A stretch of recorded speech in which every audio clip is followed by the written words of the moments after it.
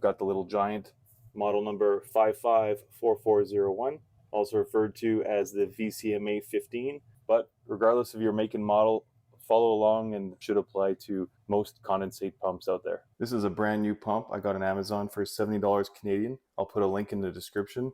I have had switch problems in the past with this pump, and that's how I was able to show you how to fix or replace a switch. But this time around, I need to replace the entire pump. My problem is because the last time I worked on replacing the switch, I unscrewed the mounting brackets from the air conditioning unit, so my pump was free to move around, and I must have kicked it or knocked into it at some point because this entire drain hose broke free, and there's no way to fix that. You need to replace the entire pump.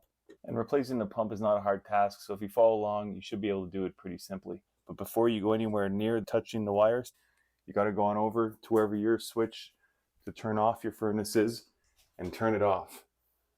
Even better, go back with your voltage tester and make sure there's no current running to the machine before touching anything. To get access, you need to remove one Phillips screw at the back of the unit and then just pull the top cover this way to dislodge it from the two clips here and lift it up. Again, ensuring the power is cut off to the machine, you're going to want to free it from the drain piping. In my case, it's completely rigid. You might be lucky and have flexible tubing that you can just pull out of the pump and free it that way. In my case, the rigid piping runs deep, almost to the bottom of the reservoir of the pump. So there's no way to simply pull it out. So I'm going to have to make a cut. You can see I've already made a cut here, with the attempt being that I can attach a flexible hose using a hose clamp and run it down into the pump, which is still a great idea. But with this configuration, the bend that the flexible pipe would have to make to get into the pump is too narrow, and there'd be a kink in the pipe. So instead, I'm going to use this hole on the pump.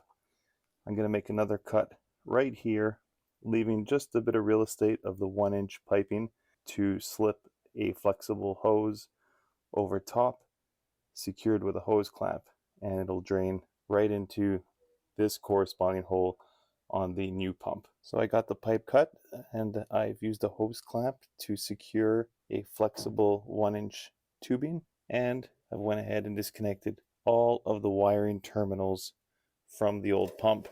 Since we're replacing it with the exact replica, then I know that there'll be connections for all of these wire leads in the exact same places. So the new pump is installed.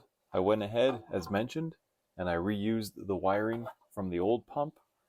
I disconnected from the switch the two connectors, and then around back there is a green wire, a blue wire up here, all with easy pin connectors that just need to be pulled up and off of the unit. If you want to use the new wiring that comes with the pump, that's fine. You just leave it connected to the pump. But there's a wall plug attached. That's fine. You just cut it at the plug, strip the wire, and you'll find the exact same purple, green, and blue wiring at the other end. And you follow your pump electrical to wherever it terminates inside your furnace. Popping the door off, you'll find the exact same blue, green, and purple wires. Just take a picture of where they're connected before removing the old wiring and connect these three colors in the same places. Another recommendation, go and replace the clear tubing for the drainage. I tried to reuse the old tubing and save some money, but you can see how discolored it is.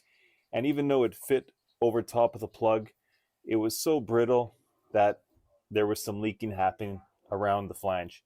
So I bought some new tubing. It cost me $15 Canadian for about 25 feet, enough to route all the way up to my ceiling and down again at my laundry sink over there in the corner. Instantly, I knew when I put it over the plug that it was the way to go. It sucked right on, nice and tight, no leaking at all. And you can see here the 1-inch clear flexible tubing held on by that hose clamp drains directly down into the pump. I will note that I had to take some clippers and snap the plastic trim off of the top plate.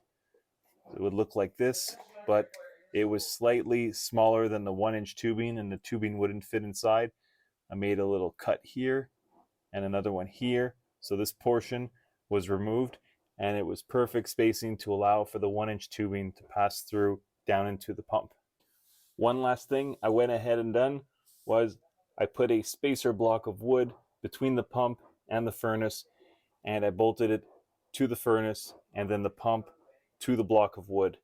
Just because of where the drain pipe ends up, the pump had to sit away from the furnace, leaving no place to screw in the pump.